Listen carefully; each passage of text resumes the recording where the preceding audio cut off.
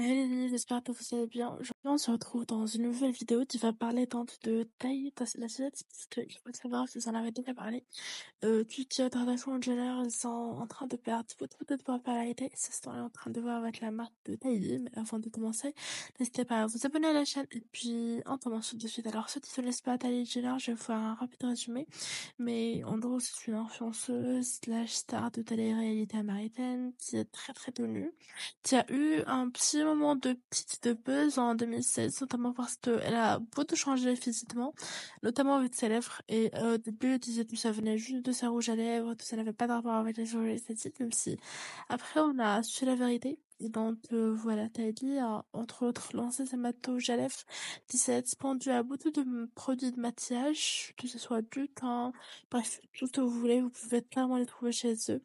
Et sauf que là, en fait, je trouve que Kylie, vraiment, j'oublie limite qu'elle a une marque. Ça veut dire que sa marque de make-up, dans un sens, il lance énormément de produits, elle lance énormément de campagnes, mais de l'autre, t'as vraiment l'impression que elle s'en fout un peu, tu vois.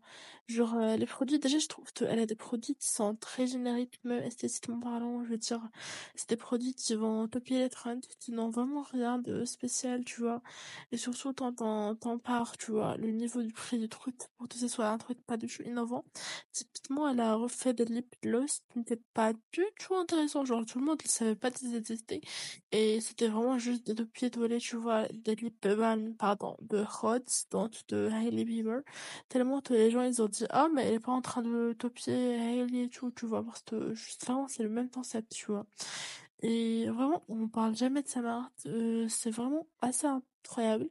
Mais surtout, ce qui va choquer les gens, c'est que en fait, la marque de Faye, c'est tellement générique, tu te fous que...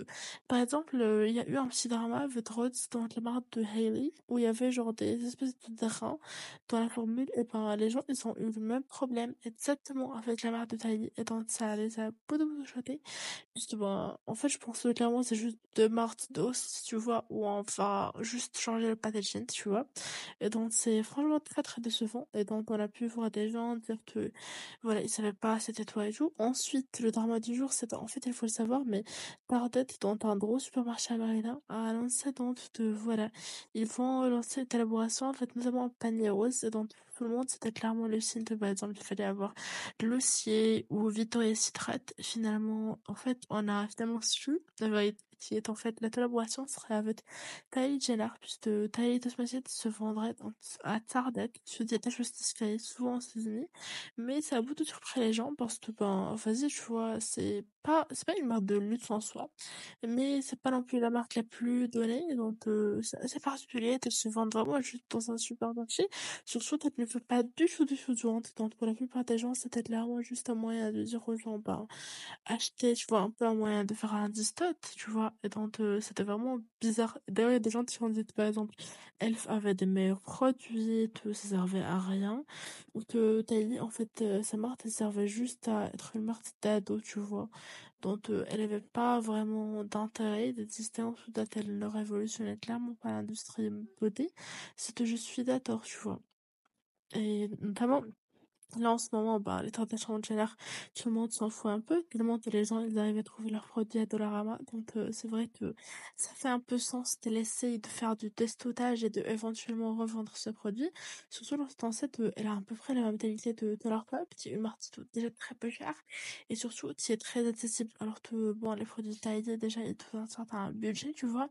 Et surtout, c'est pas, comme j'ai déjà dit, des produits originaux. Après, je pense que Target a le moyen d'aider cette marque dans le sens où c'est un gros vendeur américain. Ils ont pas mal de ventes, surtout dans tout ce qui est beauté, puisque finalement les gens souvent ils vont faire leur course et finalement acheter quelque chose d'autre.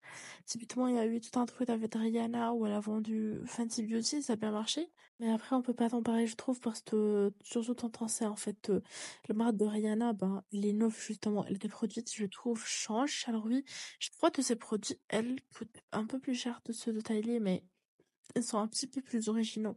Alors que vraiment, Kylie, j'ai juste l'impression qu'il y a ce nom sur le packaging, tu vois.